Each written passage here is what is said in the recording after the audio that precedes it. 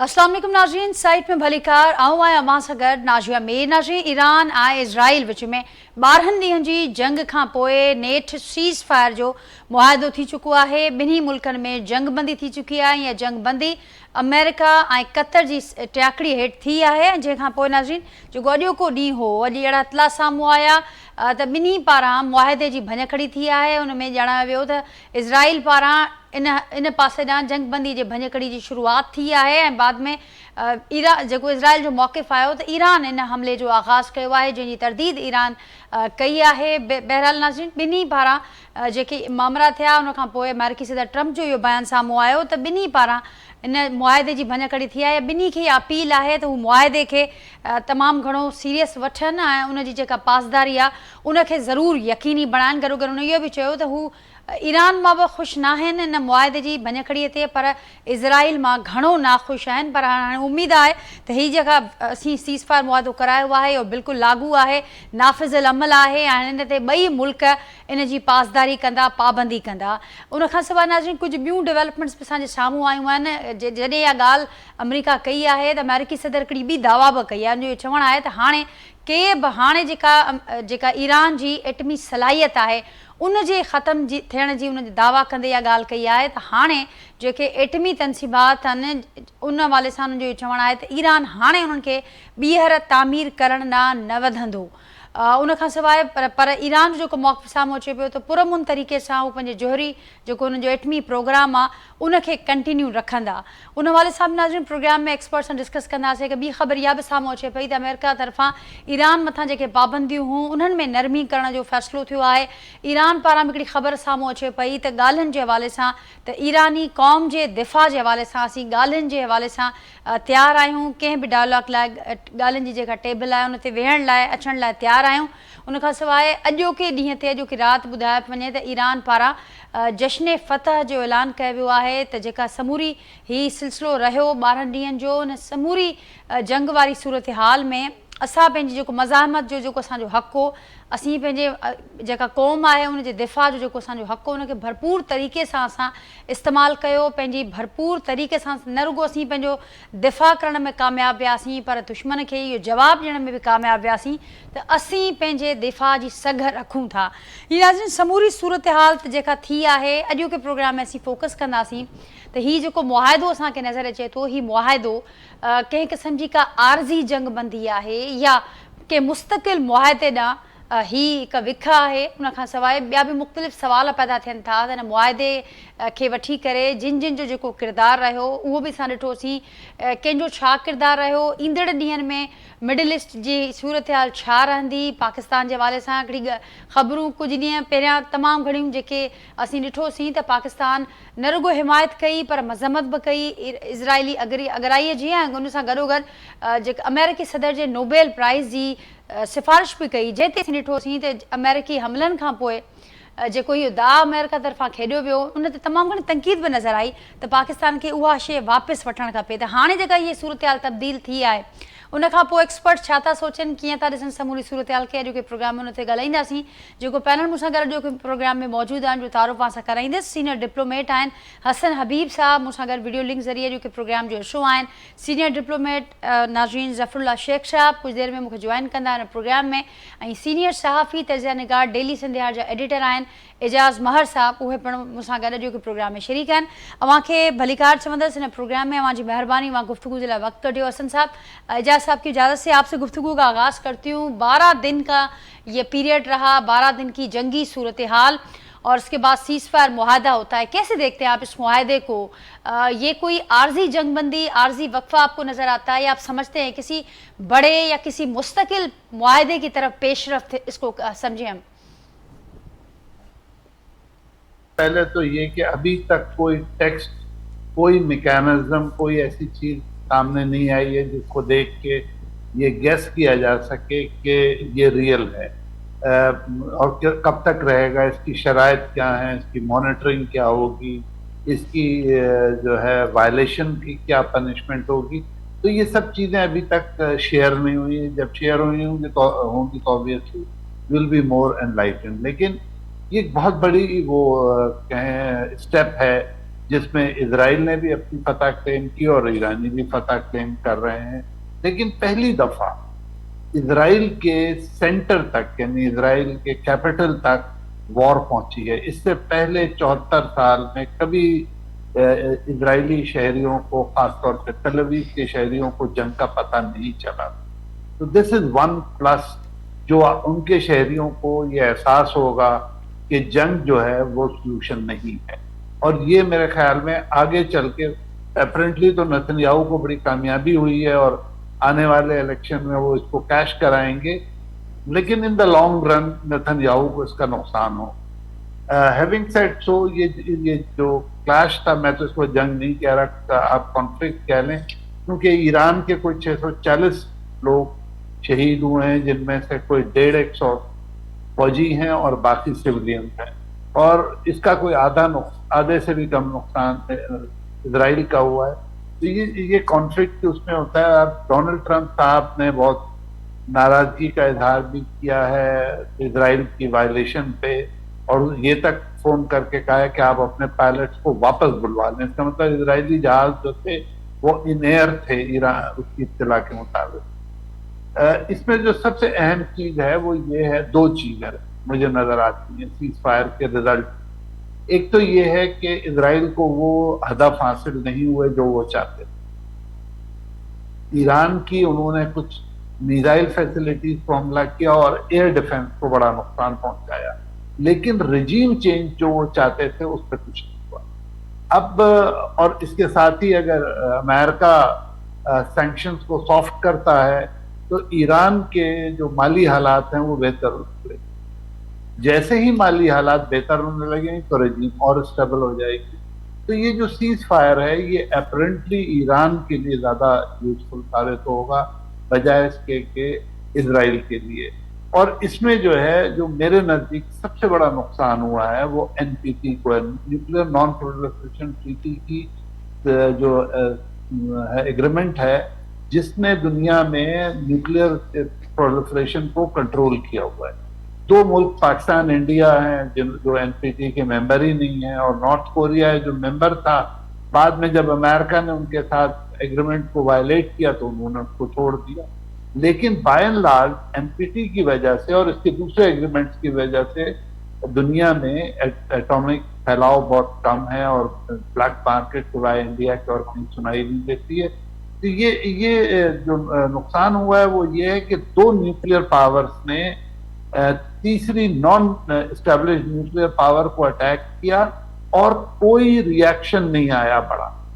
किसी ने ये नहीं कहा कि इजराइल को अटैक नहीं करना चाहिए था, किसी ने ये नहीं कहा कि ईरान को, अमेरिका को अटैक नहीं करना चाहिए था। तो इससे ये जो ट्रीटी है ये वीक हुई, और ये आइंदा फ्यूचर में जाके बहुत ज्यादा इसके नुकसान हो सके हैं। बहुत सारे मुल्क हैं जो ऑलरेडी तैयारी में हैं, हमारे इस्लामी मुल्क भी हैं और गैर इस्लामी मुल्क भी हैं, जो अब उस पर सोचेंगे। और ईरान की जो स्ट्रेंथ थी वो पूरी तरह नहीं टूटी है, क्योंकि उन्होंने वहां से एक रिपोर्ट के मुताबिक मटीरियल्स निकाल लिए थे बाहर, और बंकर बस्टर शायद इतने नीचे तक जा नहीं पाए।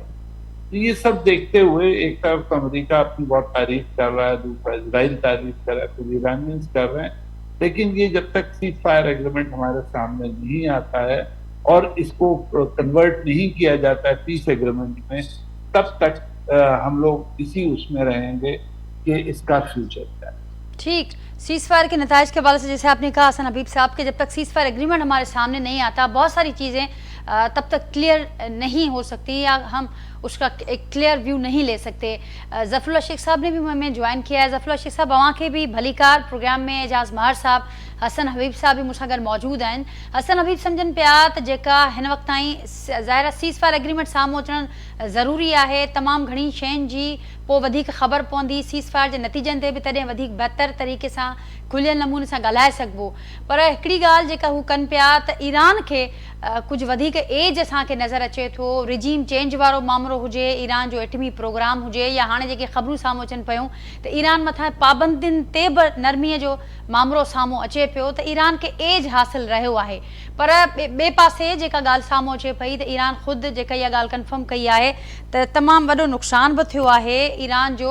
हिन जेका 12 ॾींहंनि जी जंग रही आहे, हिन में असीं ॾिसूं था त केतिरा ई माण्हू ॿुधाया पिया वञनि, 600 खां वधीक माण्हू शहीद थिया आहिनि, केतिरा ई माण्हू ॿुधाया पिया वञनि त उहे ज़ख़्मी थिया आहिनि। ऐं उन सां गॾोगॾु अमेरिका जी हिकिड़ी दावा साम्हूं अचे पई, अमरीकी सदर जो चवणु आहे त हाणे ॿीहर जेको ईरान जो जेको एटमी तनसीबा जे वालनि जो चवणु आहे त ॿीहर तामीर ॾांहुं ईरान न वधंदो। इन खे कीअं पिया ॾिसो मां? जो थियो आहे सिलसिलो, इन में जेको असल अमेरिका जो मक़सदु हो उहो पूरो थी वियो आहे मुंहिंजे ख़्याल में। त जो इहा ॻाल्हि तॾहिं शुरू थी, जंग तॾहिं शुरू थी जॾहिं ईरान ऐं अमेरिका जे विच में न्यूक्लियर डील ते ॻाल्हि थी रही हुई ऐं 2 महीना जेको आहे ऐं ईरान न पियो मञे। ईरान घणियूं कंसेशन्स घुरे पियो इलाही सॼियूं सैंक्शन्स ख़तमु करण जे लाइ। त उते 2 महीना जो गुज़री विया त ट्रम्प उन्हनि खे चयो हो 2 महीननि त नथा वञो, तव्हांखे जेको आहे 61 ॾींहं जेको आहे तव्हांखे गौरव पवंदो। त 61वें ॾींहं ते जंग शुरू थी वई, छो जो ईरान न पियो वञे। आख़िरकार हलंदे हलंदे जॾहिं थोरी जंग शुरू थी वई अॻिते हली त ईरान बि पंहिंजा मिसाइल यूज़ करे पियो। उन में पोइ अल्टीमेटली अमेरिका खे इहो फोर्स यूज़ करणो पियो जेके 3 जेको आहे न्यूक्लियर साइट्स ते अटैक कयो आहे B2 सां, त उहो इन साइट्स खे जे ख़तमु कयो वञे। अल्टीमेट ऐं अल्टीरियर मोटिव जेको हुननि जो हुयो ईरान जो यानी अमेरिका जो, इहो हुयो त ईरान खे न्यूक्लियर थियणु न ॾिनो वञे ऐं इन जे प्रोग्राम खे पिछड़े धिकियो वञे।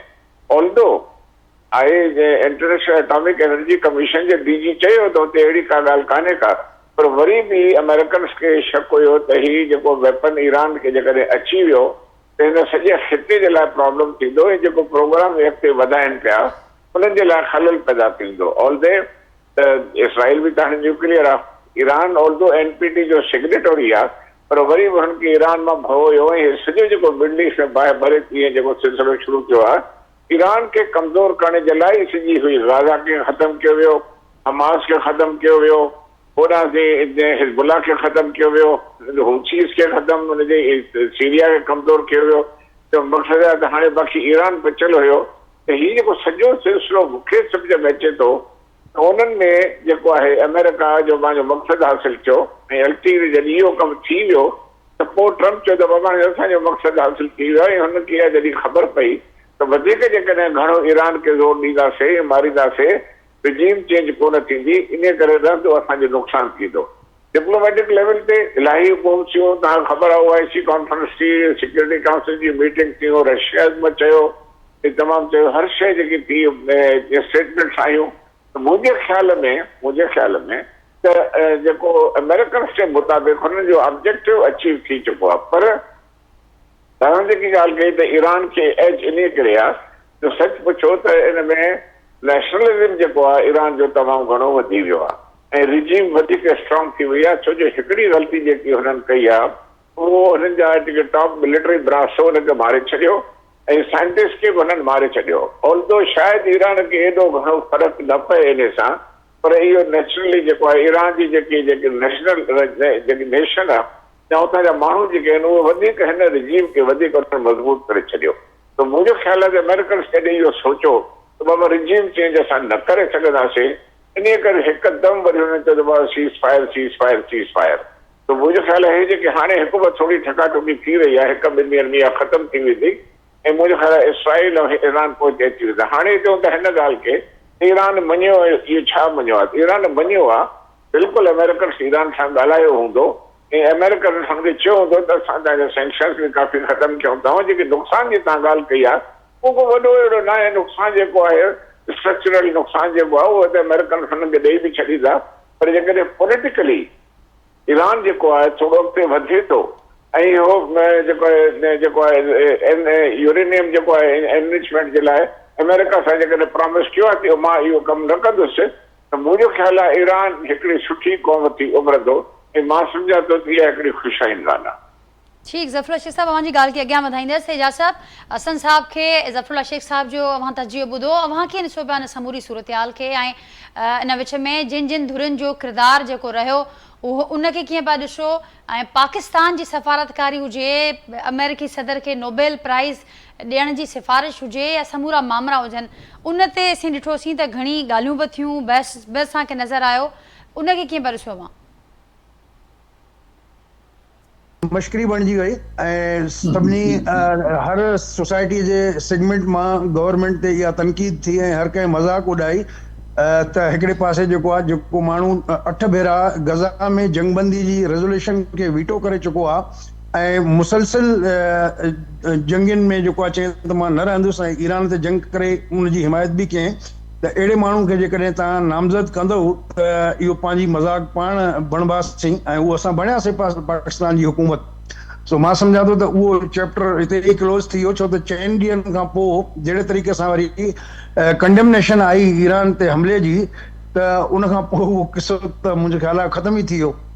जेतिरे क़दुरु तालुक़ु आहे ईरान ते हमले जे हवाले सां, त इन में मां सम्झां थो त हिकिड़ो त US के प्रेसिडेंट ट्रंप के इसराइल मजबूर कयो, यहूदी लाबी प्रेशर कयो ऐं हुन अची ठकाठुकी करे जान छॾाई ऐं टारगेट जेको आहे जेको साईं चयो पियो त उन्हनि खे अचीव थी वियो, मां नथो सम्झां त को टारगेट उन्हनि जो अचीव थियो आहे, छो त कंहिं बि फैसिलिटी मां किथां बि रेडिएशन जी का रिपोर्ट कोन्हे का ऐं ईअं थो लॻे त ॼण ही हिकिड़ी फिक्स में अची हुई ऐं ईरान जेको आहे पंहिंजे महफ़ूज़ जॻहनि ते ठिकाणनि ते उन्हनि साइट्स तां जेको अफ़सूदा यूरेनियम आहे 60-70% ताईं, त उहो कढी चुको हो ऐं किथे बि कंहिं साइट खे जेका एॾो वॾो नुक़सानु न थियो आहे या जेका का रेडिएशन थी आहे या उहा फैली आहे, अहिड़े क़िस्म जी का बि रिपोर्ट हिन महिल ताईं न आई आहे।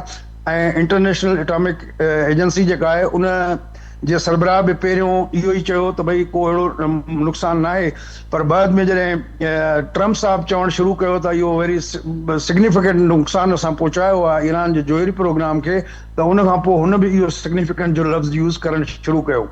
त बहरहाल हिन में हिकिड़ो त अमेरिका खे घेरे आयो इसराइल ऐं यहूदी लाबी, ऐं इसराइल जी इहा ख्वाहिश ऐं कोशिश हाणे बि आहे ऐं अॻु में बि हुई त रिजीम चेंज जे लाइ कोशिश कई वञे, पर रिजीम चेंज जा जेके इंग्रीडियंट्स आहिनि उहे उन्हनि खे न पिया मिलनि ऐं ईरान में मौजूद बि न आहे। ऐं इहा ॻाल्हि साईं जी बिल्कुलु मां इतफ़ाक़ थो कयां त हिननि हमलनि खां पोइ जेको हिन रिजीम जे ख़िलाफ़ हिकिड़ी लाबी हुई या जेको हिकिड़ो तमामु वॾो पैमाने ते ईरानी क़ौम में हिकिड़ी डिवीजन हुई, उहा ख़तमु थी वई ऐं उहो जेको तव्हां ॾिठो त उहो मैसा जेका ख़ातून जेका मारिजी वई, उन खां पोइ ईरान में एॾा फसाद थिया जो सभु यूनिवर्सिटियूं उन्हनि खे बंदि करणियूं पयूं ऐं सभिनी अदाकारनि, सिंगर्स, मुख़्तलिफ़ म्यूज़िशियन्स ऐं हर शोबे जे माण्हुनि जेको आहे एहतजाज कया ऐं जेके क्लर्क उते घुमंदा उन्हनि खे फुटपाथ ते पटकी लाहे उन्हनि खे उछले ऐं छोकिरियूं भॼी वेंदियूं ऐं पंहिंजा वार साड़ियूं, उन्हनि दुपट्टा साड़िया, हिजाब जे ख़िलाफ़ जेका मॉरल पुलिस जे ख़िलाफ़ एहतजाज थियो, त उहा हिकिड़ी वाज़े डिवीजन हुई चंद महीना पहिरियों ऐं उन मां इहो एक्सपेक्टेड हो त शायदि अॻिते हली इहा मोमेंटम पकड़े वधीक, पर हिन हमले जेको आहे त वरी उन्हनि खे मुतहिद करे छॾियो ऐं ईरानी जेका मुला रिजीम आहे उहा मज़बूत थी वई, उनखे हिकिड़े क़िस्म जी सपोर्ट जेको आहे इंटरनल तमामु घणी मिली वई आहे। ऐं इसराइल इन ते ख़ुशि कोन्हे को, इसराइल कॾहिं बि न चाहींदो त ईरान इन पावर में इन पोज़ीशन में अचे, छो त इन सां जेको ईरान जवाबी हमला कया आहिनि त उन में इहा मिथ बि टुटी आहे त इसराइल वटि आयरन डोम आहे ऐं उहो फिज़ा में तबाह करे छॾींदो ऐं को नुक़सानु न पहुचंदो, असां वटि हिते न ईंदा, त उन सॼे माहौल खे बि माना इसराइल जे लाइ सुबकी आहे। ऐं नेतनयाहू जेको पंहिंजे डोमेस्टिक इशूज़ जे करे अॻे ई परेशान आहे त ही शायदि उन जे लाइ बि आख़िरी कॉफिन साबित थिए, जेको आहे कोको साबित थिए उनजे पॉलिटिकल कॉफिन में, के हिन सॼे मामले में हर को इहो थो सवाल खणे त भई तव्हां अचीव छा कयो, तव्हां ईरान खे जेकॾहिं 2-3 मीज़ा हलाया त तव्हां खाधा बि हुननि जा, तव्हां जेकॾहिं 200 माण्हू मारिया आहिनि त तव्हांजा बि मुआ आहिनि, त जेको इसराइल में हिकिड़ो तसवर कोन हुयो, जीअं कंहिं दोस्त अॻु में जेका ॻाल्हि कई त 74 सालनि में इहे जेको इसराइली क़ौम आहे उन्हनि कॾहिं अहिड़े क़िस्म जी वल्नरेबल सिचुएशन खे फेस ई न कयो, त ज़िंदगी जेको आहे बंकर में गुज़ारनि पंहिंजे घर सर हूंदे बि ऐं हर जेको आहे उहो सायरन पिया वॼनि, त अहिड़े तकलीफ़ वारे माहौल खां पोइ ख़ुदि नेतनयाहू जे लाइ इसराइल में हिकिड़ो वॾो बिल्डअप शुरू थी वियो आहे ऐं उहो किथे न किथे लाओ उनजो फाटंदो ऐं मे बी उनजो पॉलिटिकल प्राइस जेको आहे नेतन्याहू साहब खे पे करणी पए। ऐं ईरान जेको आहे त हिकिड़ी शइ ॿी बि ॾिठी त जेके दोस्त मुल्क या इस्लामी मुल्क सिर्फ़ु मज़म्मत करण जी हद ताईं महदूद रहिया ऐं अकेले सिर ईरान जेको आहे उन्हनि खे मुंहुं ॾिनो ऐं हाणे हू पाण खे वरी ॿीहर जेको आहे मज़बूत कंदो। एयर डिफेंस सिस्टम उन्हनि जो एयरफोर्स जो कमाल, जीअं असांजी इंडिया सां जंग थी त उन में सॼो शो जो हीरो जेको आहे उहो एयरफोर्स वारा हुआ। त हिन सॼी जंग में ईरान जी एयर पावर कमज़ोर थी लॻे त मुंहिंजो ख़्यालु आहे हाणे उहो एयर पावर बि पंहिंजो मज़बूत कंदो, एयर डिफेंस बि मज़बूत कंदो, हुनखे टाइम मिली वियो आहे ऐं सुभाणे वारो जेको ईरान हूंदो उहो इसराइल जे लाइ अञा वधीक ख़तरनाक हूंदो। त तंहिंजे करे मुंहिंजो ख़्यालु आहे त इसराइल खे बि पंहिंजे पॉलिसियुनि ते नज़रसानी करणी पवंदी ऐं कोएग्जिस्टेंस वारे उन ते हलणो पवंदो। जेकॾहिं सुभाणे ईरान खे कनि था त ईरान सुभाणे हिननि खे अॼु खां वधीक नुक़सान पहुचाए सघंदो। अॼु खां वधीक नुकसान पहुंचाइंदो। तव्हांजी ॻाल्हि खे एजाज साहब अॻियां वधाईंदसि। हसन साहब, आप अग्री करेंगे कि जो कल का ईरान होगा वो ज्यादा मजबूत होगा, वो इसराइल के लिए अगर उसकी ये पॉलिसीज जारी रही तो ज्यादा मजीद खतरनाक होगा, क्या कहेंगे आप इस हवाले से? जी बिल्कुल, मैं मेहर साहब से बिल्कुल एग्री करता हूँ। इसराइल देखिए, वॉर की डोमेन चेंज हो गई, अब मल्टी डोमेन वॉर होती है। हमें सबसे पहले 2020 में अजरबैजान और इसमें आर्मेनिया के नगोर्नो कराबाख कॉन्फ्लिक्ट में नजर आता है, जब उन्होंने ड्रोन इस्तेमाल किया, अजरबैजान ने टर्किश ड्रोन, और नगोर्नो कराबाख को आज़ाद करा लिया जो 20 साल पहले उन्होंने लूज कर दिया था। उसके बाद आप यूक्रेन की वॉर में देखें, ड्रोन्स का और दूसरे नए हथियारों का आप इस्तेमाल। अब वॉर जो है वो size of the military pay depend नहीं करती, एयरफोर्स के साइज पे डिपेंड नहीं करती, अब डिपेंड करती है बहुत स्पेशल उसमें कैसे आप अपने डिफरेंट आर्म्स को इंटीग्रेट करते हैं।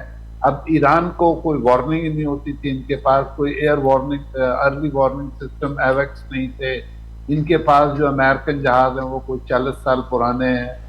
तो इन्होंने अपनी जो एयरफोर्स पे तवज्जो नहीं दी थी वो इनके लिए बड़ा नेगेटिव साबित हुआ, और जो इनके जितने भी ग्राउंड बेस्ड सिस्टम्स थे वो तबाह हो गए पहले हमले में। जब पहले 200 जहाजों वाली वेव आई थी, जिसका हमने पहले भी आपसे जिक्र किया था, उसके बाद ईरान के ग्राउंड डिफेंसेस खत्म हो गए थे, अब सिर्फ उनके पास मिसाइल रह गए थे, वो भी ग्राउंड टू एयर वाले नहीं थे, वो ये मीडियम रेंज और लॉन्ग रेंज थे जो इन्होंने इस्तेमाल किए। और अब ईरान को गौर करना पड़ेगा कि integrated air defence system build करें और पहले से ज्यादा स्ट्रॉन्ग है, और ये इनको जल्दी करना पड़ेगा। इनके पास देखिए सप्लायर्स मौजूद हैं, रशिया से ले सकते हैं, चाइना से ले सकते हैं, दोनों इनके करीब हैं। इस जंग में रशिया ने पता नहीं क्यों उतनी मदद नहीं की जो करनी चाहिए। मुझे लगता है कि या तो वो खुद फंसे हुए हैं यूक्रेन में, या फिर डोनाल्ड ट्रंप से उनकी कोई अंडरस्टैंडिंग होगी, डोनाल्ड ट्रंप ने मना किया होगा कि भाई ये मुझे करने दो शो, बाद में तुम आ जाना। ठीक, तो हसन साहब जैसे आपने कहा कि ईरान को अब जल्दी करना होगा और उसके पास सप्लायर्स भी मौजूद हैं, लेकिन आप समझते हैं कि ईरान के पास अब एक मजबूत जवाब भी मौजूद है इस सूरत हाल में, अपनी जो ताकत है उसको, दिफाई जो सलाहियत है उसको मजीद बढ़ाने का। लेकिन साथ साथ आप इस पर क्या कमेंट करेंगे जो अमेरिकी सदर की जानिब से ये कहा जा रहा है कि ईरान अब दोबारा अपनी जोहरी तनसीबात की तामीर नहीं करेगा, जबकि ईरान का ये कहना है कि वो जोहरी प्रोग्राम को पुरअमन तरीके से जारी रखेंगे। मैं ये कहूँगा कि ईरान का जो प्रोग्राम है वो, मैं तो 94 से 97 मैंने सर्व किया है, सॉरी 97 से 2000 सर्व किया ईरान में। मैं तो पिछले महीने भी ईरान में था, सारे थिंक टैंक्स के साथ, डिफेंस एनालिस्ट के साथ हम 3-4 दिन बातें करते रहे तेहरान डायलॉग फोरम में। ईरान बम नहीं बनाना चाहता, लेकिन शाह के जमाने से यानी 70s से वो रीप्रोसेसिंग में है। उनका कहना है कि जी हम इसको रीप्रोसेस करना चाहते हैं यूरेनियम को, और सिविल पर्पज में यूज करना चाहते हैं। लेकिन इस वाक़े के बाद आई थिंक ईरान में अब बम बनाने का ख्याल आएगा बहुत, और उसके लिए जरूरी नहीं कि बहुत बड़ी बड़ी इंस्टॉलेशन हो, जैसे फर्दो थी, नतान्स थी या इस्फहान में थी। ये they can do it in smaller one, उनको को बहुत ज्यादा तो बनाने नहीं है, 2-4 ही बना के रखने हैं बुरे वक्त के लिए। तो मुझे लगता है कि अब जो इनके कुछ साइंटिस्ट हैं वो अब जाएंगे वेपनाइजेशन की तरफ। और अमेरिका को भी ये पता है, जो अमेरिका ने किया, अगर अमेरिका के बंकर बस्टर जो हैं वो 100 मीटर जाते हैं तो आप 200 मीटर गहरी वो बना लीजिए। अगर वो 4 लेयर को पियर्स करते हैं तो आप 6-8 लेयर का वो बना लीजिए कोर, जहां आप अपनी चीजें छुपा के रखें। तो ईरान को अब इंसेंटिव है बम बनाने का। अगर उनके पास डायरेक्ट इनडायरेक्ट कोई भी बम होता, देखिए बम होना जरूरी है, इस्तेमाल नहीं होगा, ये आप याद रखिए। कोई भी मुल्क अमेरिका के अलावा बम नहीं इस्तेमाल कर सकता। वो भी उन्होंने हिरोशिमा नागासाकी पर उस वक्त कर लिया था, लेकिन अब जो है कोई मुल्क नहीं कर सकता। लेकिन द मियर फैक्ट कि अगर ये खबर आ जाती है कि ईरान के पास बम है तो ये बहुत बड़ा डिटरेंट। जैसे पाकिस्तान, अगर पाकिस्तान के पास बम नहीं होता तो जो अभी कॉन्फ्लिक्ट हुआ इंडिया के साथ ये बड़ा हो जाता।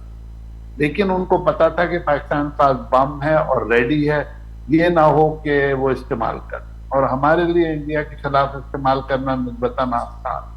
तो ये मेरे नजदीक तो इस इवेंट के बाद एक तो नेशनलिज्म बढ़ा है, जैसे कि जफरुल्लाह शेख साहब ने भी कहा, और मेहर साहब भी इस बात पे कह रहे हैं। तो ईरानियों के लिए अब अपनी जो है इज्जत बचाना या अपने मुल्क की सालमियत बचाने के लिए मुझे लगता है कि कोई ग्रुप जरूर कोशिश करेगा। चाहे ईरान के बारे में मैं आपको एक बात जरूर बता दूं कि ईरान में डिफ्यूज्ड पावर सेंटर, आप ये मत समझें कि सिर्फ अयतुल्लाह उल-उज़्मा खामनाई साहब के कहने से फैसला होता है। वहां बहुत सारे उलमाए दीन ऐसे हैं कि जिनके पास बेतहाशा पैसा है जो खुम्सता है। अगर कोई एक भी उनमें से फतवा दे के काम शुरू करवा दे तो आप देखिएगा कि वो के गवर्नमेंट का वो नहीं होगा आशीर्वाद उसमें, लेकिन ईरान अपना बम बना सकता है। तो ये बड़ी बड़ी स्ट्रेंज सी सूरत हाल है। और अगर ईरान अपने आप को मैनेज करे तो all the government has to do कि वो मैनेज करें अपना ये पोस्चर कि भाई हम नहीं बना रहे हैं, और दूसरी तरफ कोई ग्रुप बना ले। अल्टीमेटली वो ईरानी स्टेट के काम आएगा। और आपको याद है ना कि हमने बम का धमाका तो 97 में किया था, लेकिन 92 में कुलदीप नायर को इंटरव्यू देते हुए डॉक्टर अब्दुल कदीर खान ने ये बताया था कि हमारे पास बम है, और ये 10-15 से ज्यादा हैं। तो आप ये देखिए कि द मियर फैक्ट कि यू हैव द बॉम्ब, आपके खिलाफ दुश्मन आने से पहले, कोई भी एक्शन से पहले कई दफा सोचना। बिल्कुल दुरुस्त हसन साहब, इसी बात को आगे बढ़ाऊंगी। जफरुल्लाह शेख साहब, हाणे फर्दर छा पिया ॾिसो, ॿिन्ही मुल्क ईरान ऐं इज़राइल जे फ़ौजी हिकमत अमली में भी का तब्दीली ॾिसो पिया ईंदड़ ॾींहंनि में। ऐं जेको अॼु कतर जो जेको मौक़िफ़ साम्हूं अचे पियो, जेको स्टेटमेंट साम्हूं आई आहे त जेको सफ़ारती आदा बनी भञकड़ी हो, जेको ईरान मथनि हमिलो कयो, त ओवरऑल छा असर ॾिसो पिया? सीज़ फायर थी चुको आहे मुआइदो, पर अञा ज़ाहिर एग्रीमेंट असांजे साम्हूं न आयो, ऐं भञकड़ी जी ॻाल्हियूं बि साम्हूं अचनि पियूं, ॿिया बि मामला आहिनि। ओवरऑल सूरत हाल छा ॾिसो पिया ठहंदे ख़िते में? वो तो थी वेंदी, हाणे वो थी वई आहे। छो जो असली त जेको गेम खेॾे पियो त अमेरिका में वॉर विढ़े न, इसराइल त कोन पियो विढ़े हिकु लिहाज़ खां। वञा त सॼो मोटिव अमेरिका जो हुयो। अच्छा, ॻाल्हि इहा आहे त सॼे खिते में अमेरिकन आहे। हाणे इन में जेको तव्हां सवाल मूंखां पुछो आहे, हाणे इहो थी वियो त सीरिया जो नओं शेप थी चुको आहे। हेॾा इसराइल जेको आहे, जेको अमेरिकन जो प्रोग्राम आहे, गाज़ा जो हिसो जेको आहे उहो लैंड मास जेको आहे, ऐं साउथ ऑफ सीरिया जेको आहे, मूंखे लॻे थो इसराइल खे थोरो ग्रेटर इसराइल करे 84 खां वठी जेकॾहिं तव्हां उहो वठो हिस्ट्री, त इसराइल खे थोरो वॾो कंदा, फ़लस्तीन खे नंढो करे 2 स्टेट पॉलिसी जेकी आहे ऑलरेडी, छो जो सॼे मुस्लिम नेशन्स जी उहो हुननि जी इहा ई डिमांड आहे, पाकिस्तान जी बि इहा ई डिमांड आहे, अरबनि जी बि इहा ई डिमांड आहे त जेकॾहिं इसराइल खे अॻिते अचिणो आहे ऐं इसराइल खे डिजोरी रिकॉग्नाइज़ कराइणो आहे त 2 स्टेट पॉलिसी थींदी। उन में फ़लस्तीन खे नंढो टुकड़ो ॾींदा ऐं इसराइल खे बि डिजोरे यूनाइटेड नेशंस में रिकॉग्नाइज़ कराईंदा। नंबर 1 ओवरऑल इहो जेको आहे सीरिया में जंग बंदि थी वेंदी। हाणे सीरिया जो ॿियो शेप थींदो। सीरिया पहिरियों, छो जो बशर अल असद खां पोइ सीरिया हाणे बेसिकली पॉलिटिकली अमेरिकन जे कंट्रोल में आहे। हुनजो प्रेसिडेंट तव्हांखे यादि हूंदो, जॾहिं गल्फ सऊदी अरेबिया वियो ट्रम्प, हुते हुनजे मथे ते पुठीअ खे हथु रखी छॾियो त भई तूं असांजो माण्हू आहीं। हाणे लॻे थो त जेके अमेरिकन फोर्सिस बि उते साउथ ऑफ सीरिया में हलिया वेंदा। उते टर्की ऑलरेडी अमेरिका वटि आहे। इंडिया ईरानियंस खे हिननि हाणे चुप कराए छॾी आहे, जेको हुननि खे भउ हुयो त मथां न्यूक्लियर ते या खे ईरानियंस खे थधो कयो वियो आहे। हाणे ॿियो जेको थींदो त नेक्स्ट स्टेप जेको आहे हिन जो इहो थींदो त इसराइल खे जेको हिननि इन कयो हो ऐं मुस्लमान मुल्कनि सां हथ मिलायो हुयो, रिकॉग्नाइज़ करायो, उन प्रोसेस खे कंटिन्यू कंदा। हमास खे जेको आहे हिननि ख़तमु करे छॾियो ऑलमोस्ट, रज़ा खे सिधो करे हुनखे डेवलप कंदा, फिलहाल न्यूट्रल प्लेस करे छॾींदा, हुते अल्टीमेटली वो हिस्सो जेको आहे करे छॾींदा इसराइल जो। पर इसराइल खे पॉलिटिकली ऐं डिप्लोमेटिकली ये ऑलरेडी बहरेन, सूडान, यूएई सभु रिकॉग्नाइज़ करे चुका आहिनि, त उन्हनि खे इन करे उन्हनि खे तजारबी तालुकात अॻिते कंदो। सो हाणे छा थींदो त ईरान जा तालुकात जेके आहिनि गल्फ स्टेट सां करीब थींदा, जेको मूंखे लॻे थो त जो हाणे कतर त खणी चयो आहे, नेचुरली चवणो हुयो त जो कतर जे टेरिटरी ते इहे बेस आहिनि, ईरान जॾहिं अटैक कियो त नेचुरली इहा हिकिड़ी अनाउंसमेंट त कतर जे तरफ़ां थियणी हुई, छोकी त कतर कोन्हे वेहंदो, नेचुरली इंटरनेशनल लॉ जी भञकड़ी आहे। ख़ैर इहो त रूटीन में ॻाल्हि थी वई। मूंखे लॻे थो त आईंदा ईरान जा ऐं छो जो हिन में सऊदी अरेबिया बि कतर ऐं कुवैत वॾो पार्ट प्ले कयो आहे ट्रम्प खे चवण जे लाइ, सीज़ फायर में रशिया वॾो पार्ट प्ले कयो आहे, लोकल जेके कांग्रेस जा माण्हू आहिनि लोकल फोर्स उन्हनि वॾो पार्ट प्ले कयो आहे। पर जेको ट्रम्प चए थो हुनजो जेको असली गोल हुयो उहो अचीव थी चुको आहे त जेको आहे त ईरान जेको काफ़ी पोइ ते हटी वियो आहे। मूंखे लॻे थो त हाणे जेकी डिप्लोमेसी थींदी सुठी ईंदी, पाकिस्तान मज़बूत थींदो, पाकिस्तान काफ़ी अमेरिका जे वेझो बि अची वियो आहे। ऐं इहो जेको ख़ैर नोबेल प्राइज़ मिलंदी हिकिड़े क़िस्म जो जेस्चर हो, पर जेको असांजे फील्ड मार्शल जो हुते घुराए वियो उन जा कुझु ॿिया मक़सद हुया जेके असली उहे त पब्लिक न थिया आहिनि। पर मूंखे लॻे थो नेचुरली ईरान सां वॉर में जेको आहे असांखे चयो वियो हूंदो डेफिनेटली त तव्हां घणो एक्टिव न थीजो ऐं तव्हां न कजो, असां जेके B2 वारो कमु असां कंदासीं, तंहिंजे करे तव्हां थोरो पोइ ते हटी रहिजो। मूंखे लॻे थो का ख़राबी ॻाल्हि कान्हे, सुठियूं शयूं ईंदियूं अॻिते ईंदियूं, ईरान ऐं गल्फ जो विझड़ाइप थींदी, पाकिस्तान ऐं ईरान बि वेझो ईंदो ऐं माशाल्लाह जेको आहे अॻिते जेको आहे तालुकात जेको आहे ट्रम्प कॾहिं बि न चाहींदो त हुन जा वॾा मार्केट्स आहिनि गल्फ में, हुननि वॾा मुआदा कया आहिनि हिते, इसराइल खे बि अॻिते आणींदा, इसराइल खे बि हथ मिलाईंदा ऐं थी सघे थो अॻिते हली सऊदी अरेबिया इसराइल खे रिकॉग्नाइज़ करे ऐं मां सम्झां थो अल्टीमेटली शायदि पाकिस्तान बि इसराइल खे रिकॉग्नाइज़ कंदो। ठीकु, ज़फ़रुल्ला शेख साहब जेका ॻाल्हि मां कयो पिया त थी सघे थो त अॻियां हली पाकिस्तान बि रिकॉग्नाइज़ करे ऐं सऊदी अरब खे बि हिन पासे न आंदो वेंदो। एजाज़ साहब छा एड कंदो हिन में? ऐं जेका ॻाल्हि जॾहिं ही मामिलो शुरू थियो त हुन वक़्तु बि इहा ॻाल्हि कई वई त असुलु जेको मामिलो आहे उहो रिजीम चेंज खां सवाइ ओवरऑल मिडल ईस्ट में पंहिंजे असर खे वधाइणु आहे, इज़राइल खे अॻियां करिणो आहे। ऐं अव्हां सम्झो पिया जेका ॻाल्हि ज़फ़रुल्ला शेख साहब कनि पिया त हाणे इहा कोशिशि अॻियां बि असांखे वधीक नज़र ईंदी, स्ट्रेंथन कयो वेंदो ऐं ओवरऑल मिडल ईस्ट में इज़राइल जी पोजीशन हिकिड़ी मज़बूत थींदी। बिल्कुलु, ॾिसो न ॻाल्हि इहा आहे त इहा 2 नेशन थ्योरी वारी ऑफर त अरबन खे पहिरें बि थी, जेका हुननि क़बूल न कई, उन खां पोइ हुननि घणो नुक़सानु बर्दाश्त कयो ऐं घणो कुझु विञाए चुका आहिनि ऐं हाणे अची उन एॾे वॾे अरसे खां पोइ अची साॻी उन नतीजे ते पहुता आहिनि त भई 2 नेशन थ्योरी। ऐं अल्टीमेटली मूंखे बिल्कुलु मां ज़फ़रुल्ला साहब जी ॻाल्हि सां एग्री थो कयां त ईअं ई थींदो त हे इसराइल खे एक्सपेंड कंदा कंहिं हद ताईं ऐं फ़लस्तीन खे थोरो वीक पोजीशन में रखी 2 नेशन थ्योरी जेसि ताईं न थींदी। इहो सऊदी अरब जो बि वाज़े पॉलिसी आहे, जेसि ताईं 2 स्टेट थ्योरी नथा आणनि पिया ऐं हुन ते अमल नथा कराइनि पिया, तेसि ताईं सऊदी अरब जो ऐं पाकिस्तान समेत कुझु मुल्कनि जे लाइ इहो ॾुखियो हूंदो त उनखे तस्लीम करे इसराइल खे। त इसराइल खे जेको आहे मुस्लिम दुनिया में तस्लीम कराइण जे लाइ इहो ज़रूरी आहे त फ़लस्तीन जी इंडिपेंडेंट स्टेट जेको आहे पोइ उहा कमज़ोर या जेतिरी बि नंढी वॾी उहो करिणो पवंदो। ऐं उन में असल जेको झगड़ो थो थिए यरूशलम जे हवाले सां त हू था चवनि असांजो आहे ऐं हू था चवनि त असांजो आहे, त मुंहिंजो ख़्यालु आहे उहो पोइ इंटरनेशनल अरेंजमेंट में ॾिनो वञे ऐं 2 नेशन थ्योरी जेको आहे उन ते अमल कयो वञे त इहो पॉसिबल आहे त अॻिते हली सऊदी अरब बि ऐं पाकिस्तान बि या ॿिया मुल्क बि इसराइल खे तस्लीम कनि। सो मूंखे इन जा इम्कानात बिल्कुलु नज़र अचनि था। ऐं ॿी जेका हबीब साहब ॻाल्हि कई त हाणे मे बि जेको आहे त ईरान जेको आहे ऑप्ट कंदो ऐं मूंखे बि ईअं लॻे थो त शायदि NPT मां ईरान निकिरी वञे, छो त जेकॾहिं न बि निकिरे थो ऐं दुनिया खे जेको आहे तो डांच करण जे लाइ फ़िलहाल हुन सेटअप में रहे थो ऐं गॾो गॾु पंहिंजो उनखे कमु करणो पवंदो। ऐं इन में ख़ुमैनी साहब जी जेका फतवा हुई ऐं उन इन एटम बम खे गैर इस्लामी बम करार ॾिनो, उहा बि हाणे ॻिची पई आहे उन्हनि खे, त डेफिनेटली कि हू इन ते रिव्यू कंदा, पोइ एज़ ए कंट्री कनि, एज़ ए को ग्रुप करे, बहरहाल उन पासे हाणे शयूं वेंदे नज़र ईंदियूं। ऐं ईरान खे बि इन ॻाल्हि जो अहसासु थी वियो आहे त हुननि ग़लती कई आहे ऐं इहो हिकिड़ो तमामु वॾो डिटरेंस आहे, उहो हुजणु घुरिजे, जेको कि हुन वटि हिन महिल नाहे।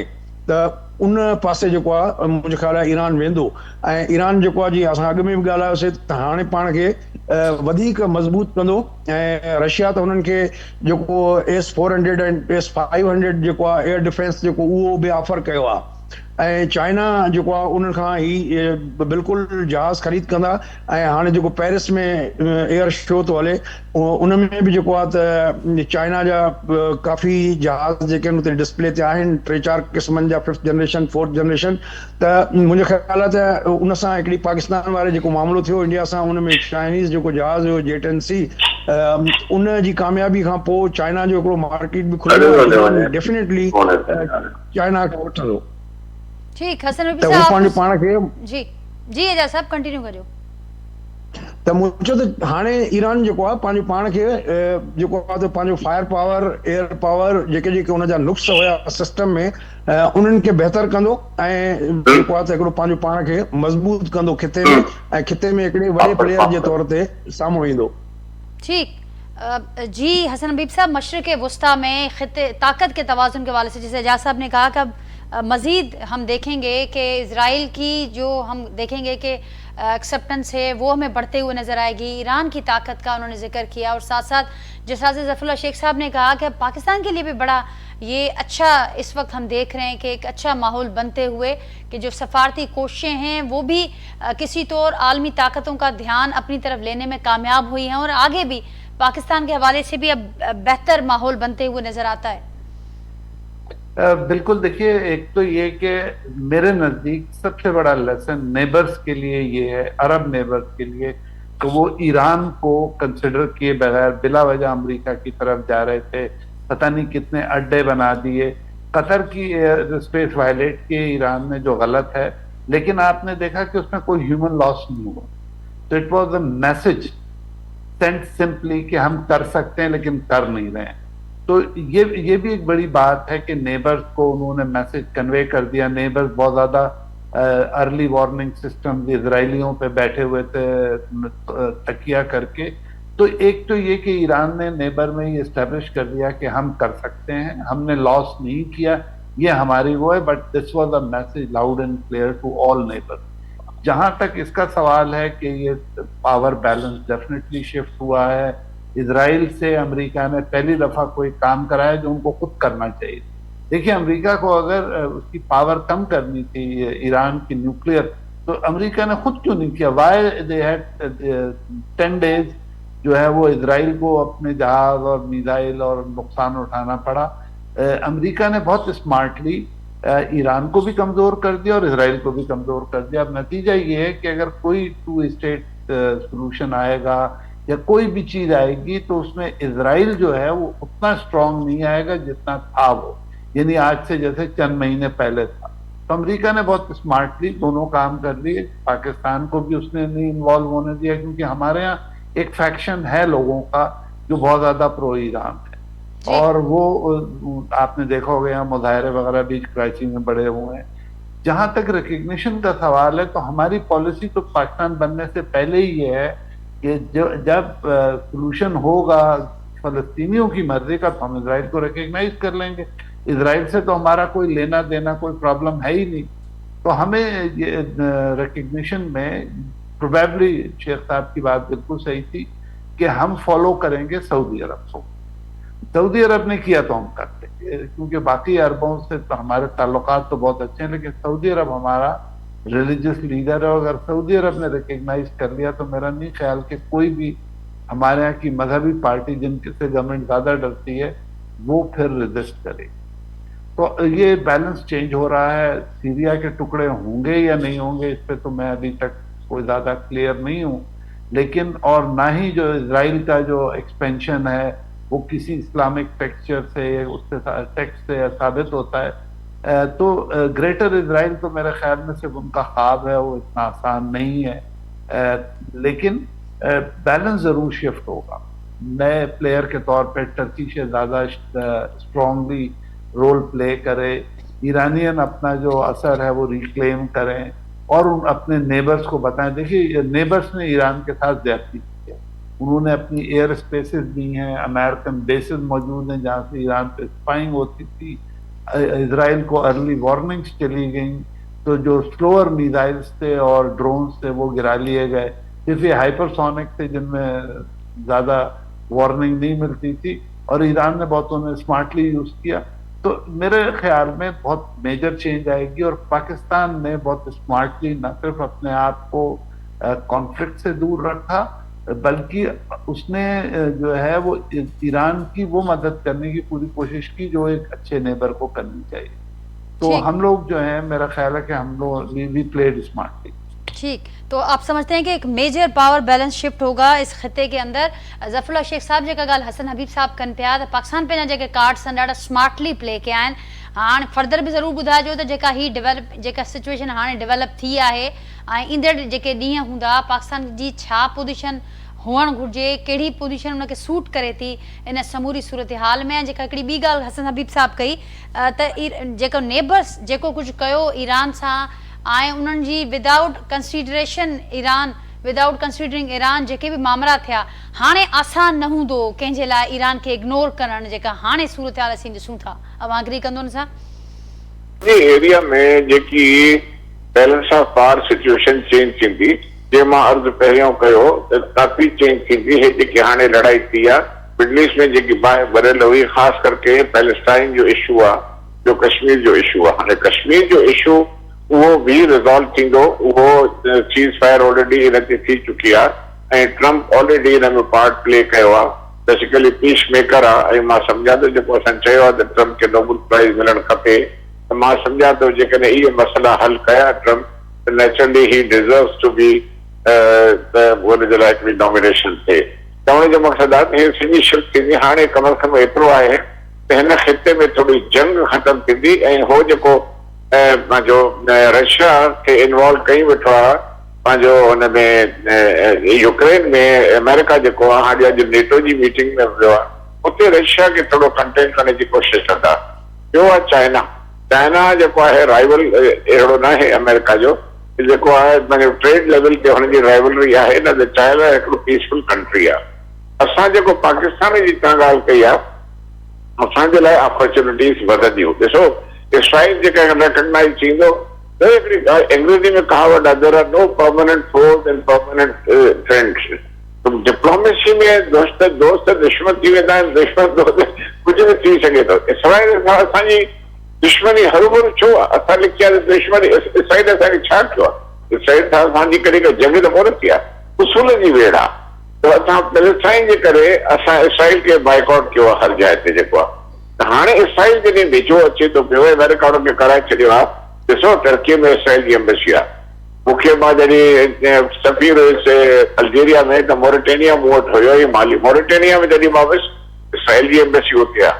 जॉर्डन ॾिसो था, तव्हां इजिप्ट ॾिसो था, उहे रिकॉग्नाइज ॾिसो, यूएई रिकॉग्नाइज करे चुको आहे, सूडान रिकॉग्नाइज करे चुको आहे, बहरेन रिकॉग्नाइज करे चुको आहे। सभु चवण जो बाक़ी रहियो आहे सऊदी अरेबिया, कतर ऑलरेडी आहे ऑलरेडी। त जेको हे सॼी को मां अर्ज़ु कयो आहे, पॉलिटिक्स चेंज थींदी, उन में पाकिस्तान जो रोल तमामु इम्पोर्टेंट आहे।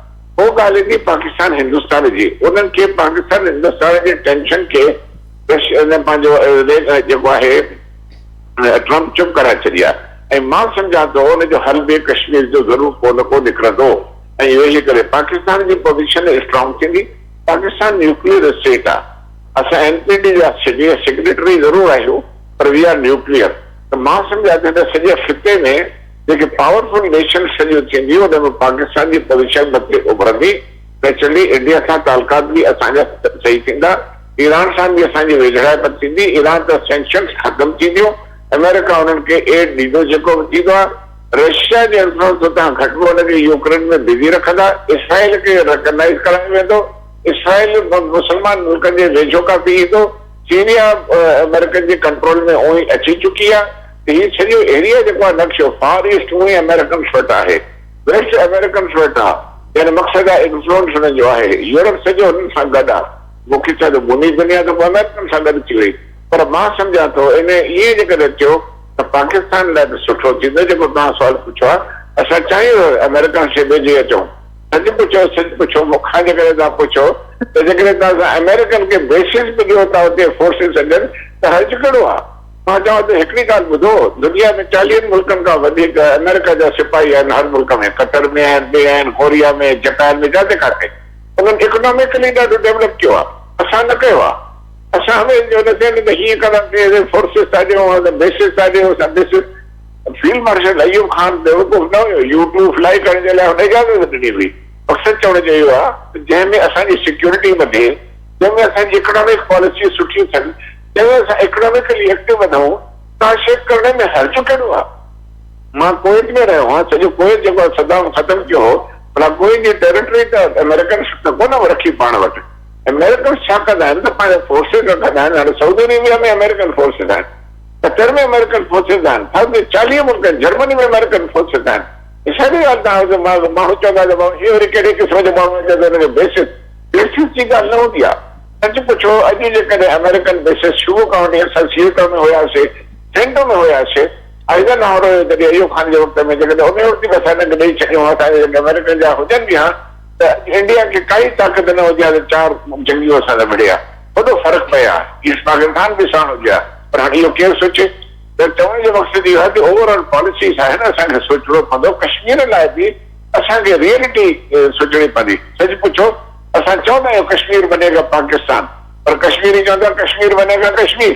मक़सदु आहे त असां कश्मीर खे प्रोटेक्ट कंदासीं, असांजी प्रिंसिपल स्टैंड आहे, असांजी शहर आहे, ऐं उनजो मसइलो बि हल थियणु खपे, ऐं रेज़ोल्यूशन सां हुनखे सिक्योरिटी काउंसिल जा मां संगे अॻिते हली तमामु घणी चेंज ईंदी, ऐं पाकिस्तान खे पंहिंजी फॉरेन पॉलिसी नज़र असांजी करणी पवंदी। असांखे इकोनॉमिकली अॻिते वञिणो आहे। असां घणी जेके ज़िद करे पंहिंजे मुल्कनि खे अधु बि करे छॾियो आहे, इकोनॉमिकली पोइ करे विया आहियूं, उनखे छॾिणो पवंदो। ज़फ़रुल्लाह शेख साहब, बड़ी मेहरबानी मांझी एजाज मार साहब, हसन हबीब साहब, बहुत शुक्रिया आपका, अपने प्रोग्राम के लिए वक्त निकाला। नाज़रीन, अब हाँ गुफ्तगू ॿुधी त पंहिंजी फॉरेन पॉलिसी ते असांखे नज़रसानी करणी पवंदी। बाक़ी जेके हालतूं आहिनि, ज़ाहिर आहे हिन वक़्तु पाकिस्तान तमामु स्मार्टली पंहिंजे कार्ड्स खे प्ले कयो आहे, ऐं जेको ईंदड़ वक़्तु आहे उन में बि तमामु घणियूं अपॉर्चुनिटीज़ असांजो वेट कनि पियूं। पर हाणे अॻियां बि असांखे पंहिंजे पाण खे अलर्ट रखंदे ऐं ॾिसणो आहे त कहिड़े रीति असांखे पंहिंजा कार्ड्स प्ले करणा आहिनि, ऐं बेस्ट जेको इंट्रस्ट में हुजे उन हवाले सां असांखे अॻियां क़दम वधाइणो आहे। नाज़रीन, एक्सपर्ट्स जी गुफ्तगू जे हवाले सां पंहिंजे फीडबैक असांखे आगाह कजो। वरी सुभाणे मां सां मुलाक़ात थींदी, तेसिताईं ॾींदा इजाज़त। अल्लाह हाफ़िज़।